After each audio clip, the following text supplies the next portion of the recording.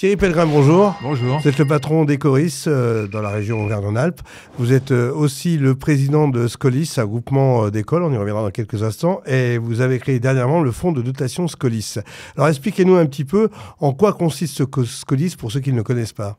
Déjà, Scolis, c'est un réseau d'écoles qui rassemble par affinité des écoles sur toute la France, qui ont aussi pour point commun toutes de mettre en œuvre des diplômes Ecoris. Je les ai connus parce que mes diplômes sont diffusés en France, sont reconnus par l'État, et ces écoles travaillent avec nous en fait. Donc je les ai connus comme ça, et on a créé une association effectivement pour mettre en place des choses en commun. Donc finalement, vous avez fait un fonds de dotation pour vous intéresser aux générations futures ou présentes, si je puis dire, aux jeunes d'aujourd'hui qui ont besoin d'être sensibilisés sur des sujets. Oui, déjà l'objet social, c'est la réduction des gaz à effet de serre ou en tout cas l'impact environnemental positif. Pourquoi ? Parce que les étudiants, comme toute personne, ils ont leur connaissance, ils ont leur motivation. Très sensibilisés sur ces thèmes. Mais en même temps, ils ne sont pas forcément tous très sensibilisés sur ces thèmes-là. Ah, vous trouvez ? Je trouve. Donc l'idée, c'est quand même de leur donner des notions qui en plus sont utiles en termes d'employabilité et de les inciter à participer à des projets à vocation environnementale. Sans connotation politique, sans en faire des activistes du climat, on est d'accord ? Donc, vous créez pour ça les soirées Colibri. La première édition aura lieu le 2 avril à Chambéry, le 7 avril à Annecy, dans les auditoriums du Crédit Agricole des Savoies. C'est l'occasion de réunir ces jeunes, et peut-être aussi moins jeunes, autour d'un invité d'honneur, c'est Franck Picard. Oui, alors Franck Picard, le parrain de la soirée, il est très engagé sur le plan environnemental, il est au CESI, et il a une vraie motivation autour de ça. C'est pour ça que l'emblème, qu'il soit parrain de la soirée, ça a du sens. Alors du coup, il y a un thème là-dessus, c'est la gestion durable des forêts savoyardes. Oui, parce que améliorer le climat, c'est soit réduire les émissions de carbone, soit augmenter la captation. La captation de carbone, qu'est-ce qu'il a fait ? Ce sont les arbres. Donc les arbres, aujourd'hui, les forêts sont en danger à cause du changement climatique qui fait qu'il y a beaucoup d'essences qui ne s'adaptent pas au climat, et d'essences, c'est-à-dire d'essences d'arbres, vous m'avez compris. Et d'autre part, il y a un parasite qui s'appelle le scolite qui est très dangereux parce qu'il a tendance à assécher les arbres, donc les forêts sont vraiment menacées. Donc il faut les gérer. Donc dans cette soirée, on va parler des moyens à mettre en œuvre, parce qu'aujourd'hui, tout reste à faire finalement. C'est ça. En fait, on réunit des experts des techniques forestières qui vont parler effectivement de la problématique et des solutions en termes de gestion et des solutions aussi avec des exemples de projets. On va aussi présenter, il y aura au moins un porteur de projet qui a un projet clair et qui va lui se poser la question. Quel type de projet ? Par exemple, il y a un projet auquel je pense, c'est quelqu'un qui a 1 hectare de terrain et qui dit « moi je veux le boiser ».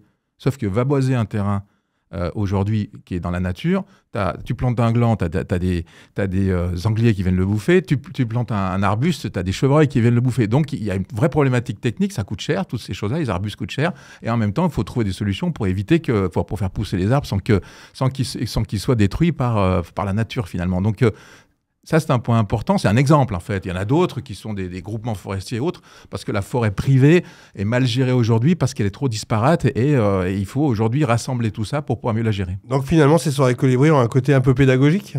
Alors, c'est pédagogique, mais en même temps, plus que ça. Parce qu'aujourd'hui, il y a beaucoup de conférences avec des gens, des grands noms qui sont... que tout le monde connaît, ou en tout cas qui ont une certaine notoriété. Mais moi, le thème, si je fais ça, c'est facta non verba. Oula. En latin, ça veut dire des actes, pas des paroles.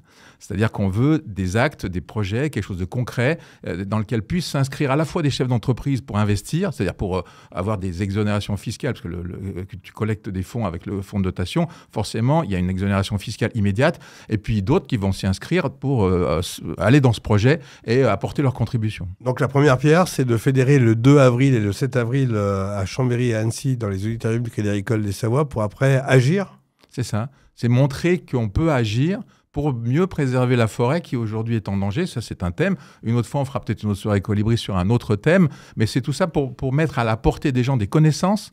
Moi, je suis ingénieur, certes, j'étais option bois dans mon école, c'est peut-être ça qui, inconsciemment, m'a donné la volonté de faire ça. C'est donner des notions, des connaissances pour comprendre effectivement la problématique et les personnes qui viendront apprendront des choses, ça, c'est sûr. Alors, il y a un côté ludique, on l'a dit, avec aussi un côté un peu théâtral, puisqu'il y a une pièce qui va être réalisé en direct devant les personnes, L'homme qui plantait des arbres, d'après l'œuvre de Jean Giono. Oui.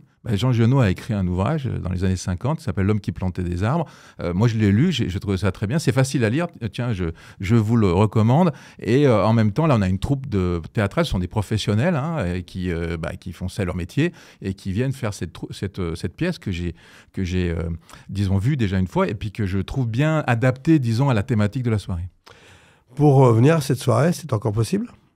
Oui, c'est possible, puisque, en fait, on peut accueillir 200 personnes. Je sais que l'inscription, c'est 25 € par personne, et 0 pour les étudiants, c'est-à-dire c'est gratuit pour les étudiants. Donc, on souhaite que les étudiants viennent. C'est sûr que c'est pas simple, parce que le thème, certains ont du mal à saisir en disant c'est pas hyper ludique a priori, mais ce sera en tout cas didactique, ce sera pédagogique, comme vous me l'avez dit. Mais je pense qu'en tout cas, ils passeront une bonne soirée, j'en suis sûr. Après, voilà, l'inscription, il y a un flyer qui circule. On a aussi Réseau-Scolis. Enfin, il y a des solutions. On a Savoie News qui est partenaire. Dites-moi, vous qui êtes patron des choristes et qui avez tant à faire, pourquoi vous lancez dans cette fonds de dotation? C'est du job? Vous y mettez de l'énergie? J'y mets de l'énergie. Disons que la vocation d'une école comme la nôtre, c'est de créer de l'employabilité à travers l'expérience et le diplôme. Dans l'employabilité, il y a des compétences. Et quand on voit l'intérêt que portent certaines entreprises, par exemple ce partenariat se fait avec le Crédit Agricole, ces grandes entreprises, on se rend compte qu'il y a de l'employabilité dans ces entreprises-là. Et en plus, mon but, c'est que à travers cette problématique de la forêt, pour prendre cet exemple-là, c'est d'identifier un intérêt économique, c'est-à-dire qu'on peut investir et créer des emplois autour de ce développement durable pour faire en sorte que des emplois permettent de mieux gérer ces forêts et donc de vivre dans un environnement un peu plus, docile, un peu plus propice et pérenne. Merci Thierry Pellegrin de votre présence. Merci Savoie News, merci Laurent Defour.